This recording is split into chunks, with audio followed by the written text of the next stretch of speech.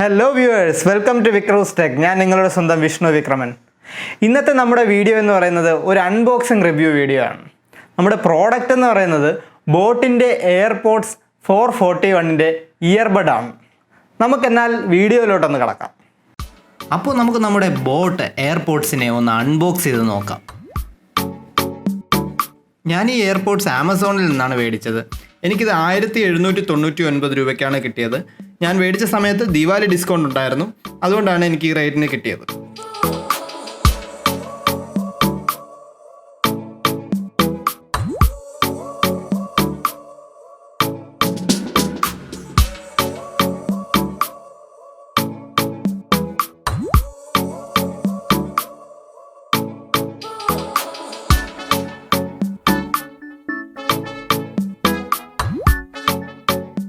ഈ എയർപോഡ്സ് നല്ല രീതിയിൽ പാക്ക് ചെയ്താണ് നമ്മുടെ കയ്യിലെത്തുന്നത്.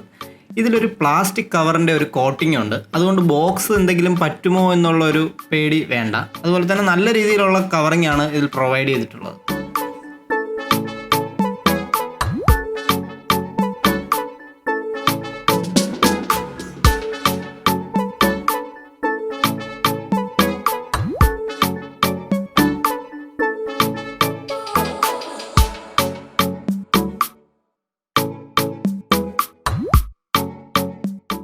എല്ലാ വീഡിയോയിലും ഞാൻ പറയാറുള്ളത് പോലെ തന്നെ ഈ വീഡിയോയിൽ ഞാൻ പറയുകയാണ്, ഇതിൻ്റെ സീലിംഗ് നമ്മൾ എപ്പോഴും ശ്രദ്ധിച്ചിരിക്കണം. പ്രോഡക്റ്റ് സീൽഡ് ആണോ എന്നുള്ളത് പ്രത്യേകം ശ്രദ്ധിച്ചിരിക്കണം. നമ്മളിപ്പം ഈ പ്രോഡക്റ്റ് അൺബോക്സ് ചെയ്തപ്പോൾ തന്നെ നമുക്ക് മനസ്സിലായി പ്ലാസ്റ്റിക് കവറിൻ്റെ കോട്ടിംഗ് ഒക്കെ വന്നിട്ടുണ്ട്. അപ്പോൾ ആരും തുറന്നിട്ടില്ല എന്നുള്ള കാര്യം മനസ്സിലായി. എന്നാലും നമ്മളൊന്ന് ശ്രദ്ധിച്ചേക്കണം.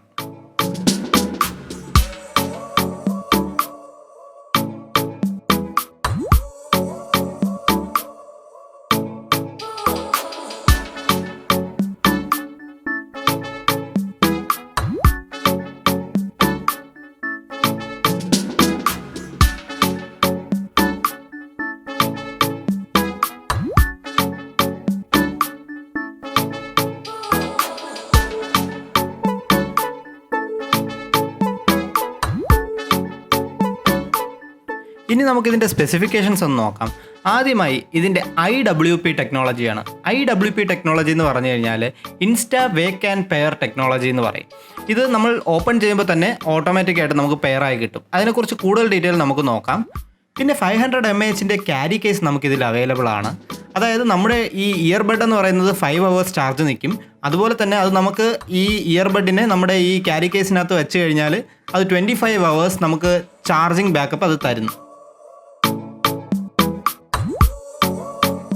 ഒരു 1 ടച്ച് വോയിസ് അസിസ്റ്റൻസ് നമുക്കിതിൽ അവൈലബിൾ ആണ്. അതായത് നമ്മളൊന്ന് 2 സെക്കൻഡ് പ്രസ് ചെയ്തിരുന്നു കഴിഞ്ഞാൽ ഗൂഗിളിൻ്റെ ഹെൽപ്പ് അസിസ്റ്റൻസ് നമുക്ക് ഓപ്പണായി കിട്ടും. അങ്ങനെ നമുക്ക് കൺട്രോൾ ചെയ്യാൻ സാധിക്കും. പിന്നെ ടച്ചാണ് ഇത്. അതും ഒരു നെഗറ്റീവുമാണ്, ഒരു പോസിറ്റീവാണ്. നമുക്ക് ഡീറ്റെയിൽഡ് ആയിട്ട് അതൊന്ന് നോക്കാം. ഇത് നമ്മുടെ ചെവിക്കകത്ത് വളരെ സെക്യൂറായി ഫിറ്റ് ആയിട്ടിരിക്കും. ഇളകി പോകും എന്നുള്ള പേടി വേണ്ട. അതിൻ്റെ റബ്ബർ ഫിനിഷും അതിനെ സഹായിക്കുന്നുണ്ട് നമുക്ക്. പിന്നെ ഓഡിയോ ആണ്. ഓഡിയോ എന്ന് പറയുന്നത് 6mm ഡൈനാമിക് ഡ്രൈവേഴ്സാണ് ഇതിൽ പ്രൊവൈഡ് ചെയ്തിരിക്കുന്നത്. നല്ല ക്രിസ്പ് ആൻഡ് ക്ലിയർ ആയിട്ടുള്ള സൗണ്ട് നമുക്കിതിൽ നിന്ന് കേൾക്കാൻ സാധിക്കും. അപ്പോൾ നമുക്കിതിൻ്റെ കൂടെ എന്തൊക്കെയാണ് വന്നിട്ടുള്ളതെന്ന് നോക്കാം. ആദ്യം നമ്മുടെ ക്യാരി കേസാണ്. ഇതിനകത്താണ് നമ്മുടെ ഇയർബഡ് ഇരിക്കുന്നത്.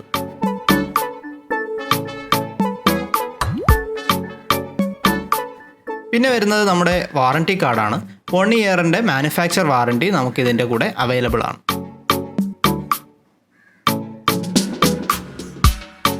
പിന്നെ ബോട്ടിൻ്റെ തന്നെ ബ്രോഷറാണ്.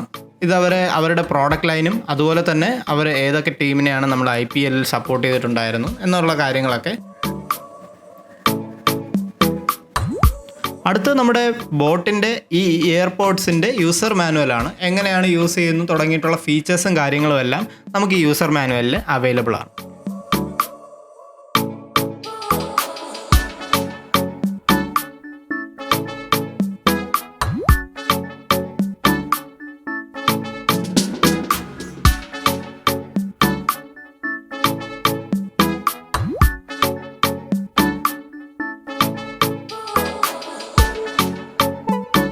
പിന്നെ നമുക്കിതിൻ്റെ കൂടെ ഒരു ചാർജിങ് കേബിളും കൂടി അവൈലബിൾ ആണ്.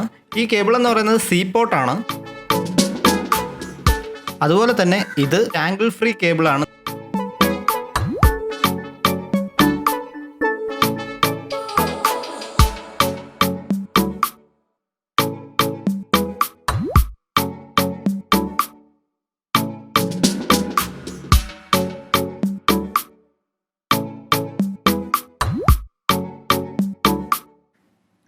പിന്നെ ഇതിൻ്റെ കൂടെ നമുക്ക് അല്ലാതെ കുറച്ച് ഇയർബഡ്സ് അവർ തരുന്നുണ്ട്.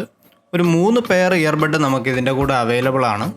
അതുപോലെ തന്നെ ഇയർ ഹൂക്സും ഒരു പെയർ ഇതിൻ്റെ കൂടെ നമുക്ക് അവൈലബിൾ ആണ്.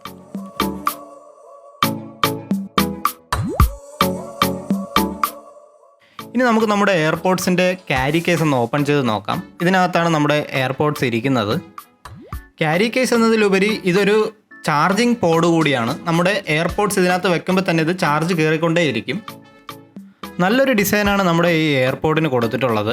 അതിൻ്റെ ടച്ച് സെൻസർ വരുന്നവിടെ തന്നെ നമുക്ക് ബോട്ടിൻ്റെ ഒരു ബ്രാൻഡിങ് കാണാൻ സാധിക്കും. നല്ല ഫ്ലെക്സിബിൾ ആയിട്ടുള്ള ഇയർ ഹൂക്സും ഇതിൻ്റെ കൂടെ അവർ പ്രൊവൈഡ് ചെയ്തിട്ടുണ്ട്. നമുക്ക് അതിൽ ഫിറ്റ് ആയിട്ടിരിക്കും. അതുപോലെ തന്നെ ബാക്കിൽ നോക്കുന്നതിന് മാഗ്നറ്റിക് ചാർജിങ് പോയിൻറ്റ്സ് നമുക്ക് കാണാൻ സാധിക്കും. അതുപോലെ തന്നെ ഇതിൻ്റെ ടച്ച് സെൻസറിൻ്റെ ചുറ്റും നമുക്ക് LED ഇൻഡിക്കേറ്റേഴ്സ് കാണാൻ സാധിക്കും.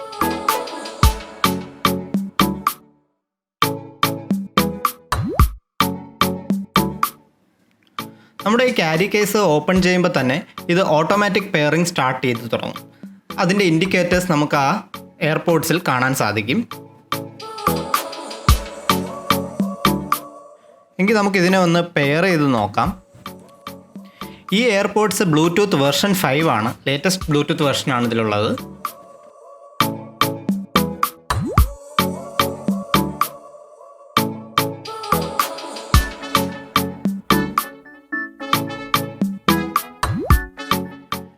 പെയർ ക്ലിക്ക് ചെയ്ത് സെക്കൻഡ്സുകൾ കൊണ്ട് തന്നെ നമുക്കിതിൽ കണക്റ്റ് ആവുന്നതും കാണാൻ സാധിക്കും.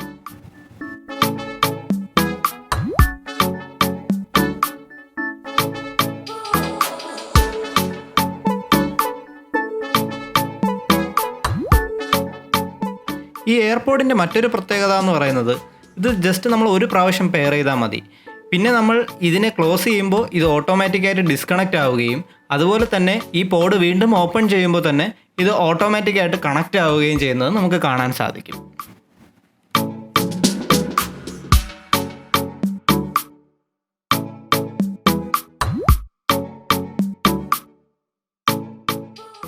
ഈ എയർപോഡിൻ്റെ മറ്റൊരു പ്രത്യേകത എന്ന് പറയുന്നത് നമ്മൾ ടച്ച് 2 സെക്കൻഡ് ഹോൾഡ് ചെയ്ത് വെച്ച് കഴിഞ്ഞാൽ ഗൂഗിൾ അസിസ്റ്റൻസ് ഓപ്പൺ ആവുന്നത് നമുക്ക് കാണാൻ സാധിക്കും.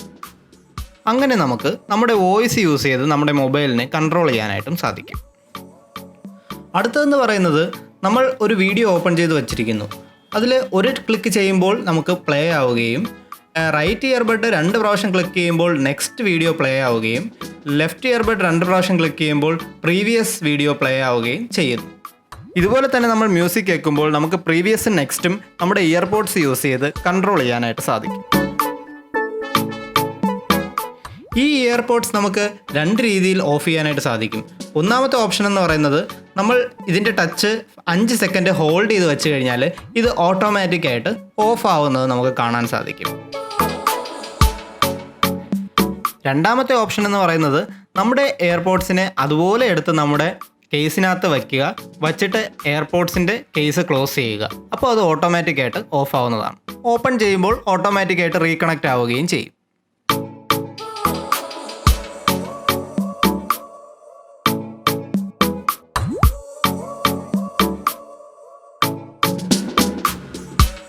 ഇനി നമുക്കിതിൻ്റെ ഫാക്ടറി ഡേറ്റ റീസെറ്റ് എങ്ങനെയാണെന്ന് നോക്കാം. നമ്മുടെ ഇയർപോഡ്സിൽ 3 പ്രാവശ്യം ടാപ്പ് ചെയ്ത് കഴിഞ്ഞാൽ 2 ഇയർപോഡ്സിലും ഒരുപോലെ ടാപ്പ് ചെയ്യണം. 3 പ്രാവശ്യം ടാപ്പ് ചെയ്ത് കഴിഞ്ഞാൽ ഇത് റീസെറ്റ് ആവുന്നത് കാണാൻ സാധിക്കും.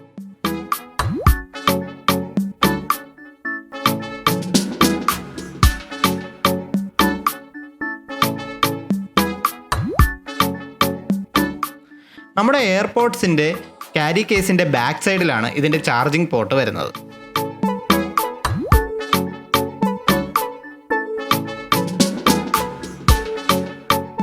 ഇനി നമുക്കിത് ചെവിയിൽ എത്രത്തോളം ഫിക്സ് ആയിരിക്കുന്നു എന്ന് ചെക്ക് ചെയ്ത് നോക്കാം.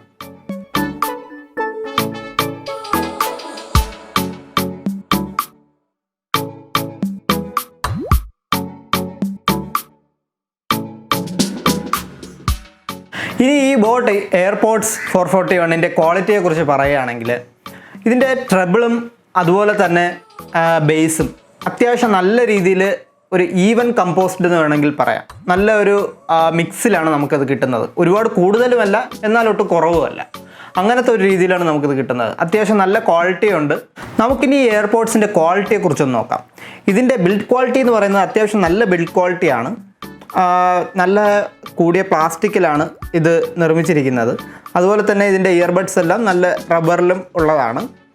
പിന്നെ ഇതിൽ ഏറ്റവും വലിയൊരു ഡിസഡ്വാൻറ്റേജ്, എനിക്ക് ആ ഒരു ഡിസഡ്വാൻറ്റേജ് മാത്രമേ എനിക്ക് തോന്നിയിട്ടുള്ളൂ. ഏറ്റവും വലിയൊരു ഡിസഡ്വാൻറ്റേജ് എന്ന് പറയുന്നത്, ഇത് നമ്മുടെ ഇയർ പീസിൽ ഇങ്ങനെ വയ്ക്കുന്ന സമയത്ത് നമുക്കൊരു കോൾ വരുന്നു എന്ന് വിചാരിച്ചു, നമ്മൾ ഇങ്ങനെ ടച്ച് ചെയ്തിട്ടാണ് നമ്മളിത് എടുക്കുന്നതല്ല. ടച്ച് ചെയ്താൽ അത് കട്ടാവുകയും ചെയ്യും. അതുപോലെ തന്നെ ഇത് നമ്മൾ ഇങ്ങനെ വർക്ക് ചെയ്തുകൊണ്ടിരിക്കുന്ന സമയത്തോ, അതായത് കോൾ വരുന്ന സമയത്തോ അല്ലെങ്കിൽ നമ്മളൊരു പാട്ട് കേട്ടുകൊണ്ടിരിക്കുന്ന സമയത്തോ ഈ ഇയർബഡ് ഒന്ന് ചെവിയിൽ നിന്ന് എടുക്കുകയാണെങ്കിൽ, ഈ ടച്ചിൽ നമ്മൾ അറിയാതെ കൈ കൊള്ളുകയാണെങ്കിൽ ഈ സാധനം സ്റ്റോപ്പായി പോകാം. കോളിലാണെങ്കിൽ കോൾ കട്ടായി പോകാം. നമ്മൾ ജസ്റ്റ് ഒന്ന് ടൈറ്റ് ചെയ്ത് വെക്കുന്നതിൻ്റെ ഇടയിലൊക്കെ നമ്മൾ കൈ അതിൽ ടച്ച് ചെയ്യണമെന്നുണ്ടെങ്കിൽ അത് കട്ടായി പോകാനായിട്ടുള്ള ചാൻസ് ഉണ്ട്. അതാണ് ഏറ്റവും വലിയൊരു ഡിസഡ്വാൻറ്റേജ് ആയിട്ട് എനിക്കിതിൽ പറയാനുള്ളത്. അപ്പോൾ ഇന്നത്തെ ഈ അൺബോക്സിംഗ് റിവ്യൂ വീഡിയോ നിങ്ങൾക്ക് ഇഷ്ടപ്പെട്ടു എന്ന് വിചാരിക്കുന്നു. ബാക്കി ടെക്നോളജിയുടെ വിശേഷങ്ങളുമായി അടുത്ത വീഡിയോയിൽ കാണുന്നത് വരെ signing off Vishnu Vikraman from Vikroos tech. Thank U.